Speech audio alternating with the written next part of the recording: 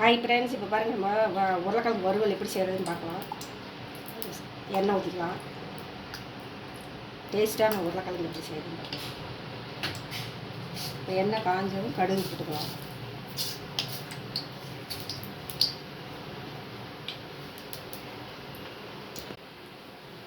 ஒரு சீரகம் போட்டுக்கலாம்.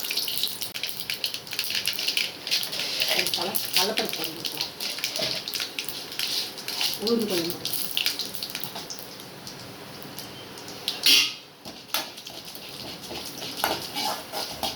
இந்த மாதிரி உருளைக்கிழங்கு செஞ்சிங்கன்னா சூப்பராக இருக்கும். தயிர் சாப்பாட்டுக்கு, சாம்பாருக்கு இதெல்லாம் செஞ்சு ரசம் சாப்பாடு.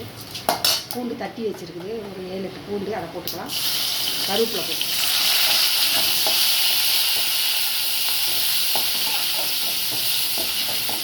வாசம் இப்படி பூண்டு போட்டாலே வாசம் கம்மியாக வரும்.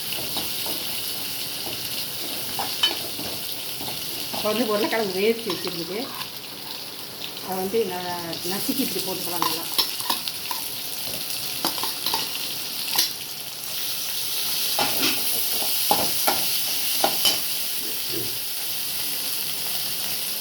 உப்பு தூள் கொஞ்சம் போட்டுக்கலாம்.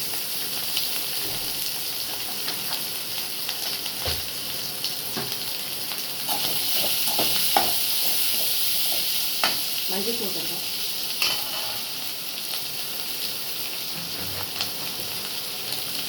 மிளகாத்தூள்,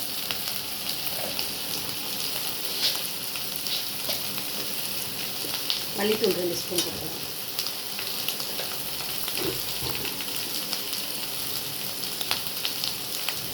பெருங்காயத்தூள்,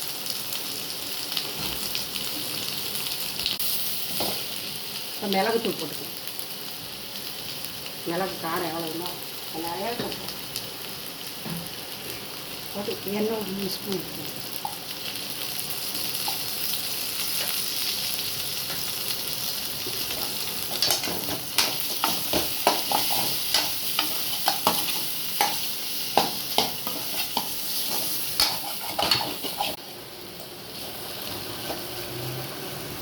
பாருங்க எப்படி இருக்குது உருளைக்கிழங்கு. நல்லா இருக்கும், டேஸ்ட்டாக இருக்கும். நல்லா ரசம் சாப்பாடு வச்சு கூட, ரசத்தில் ஊற்றி கூட கடிச்சிக்கலாம். நல்லா இப்போ பாருங்கள் ரெடி ஆகிடுச்சு உருளைக்கிழங்கு வறுவல். இந்த மாதிரி நீங்களே எப்படி செஞ்சு பாருங்கள்.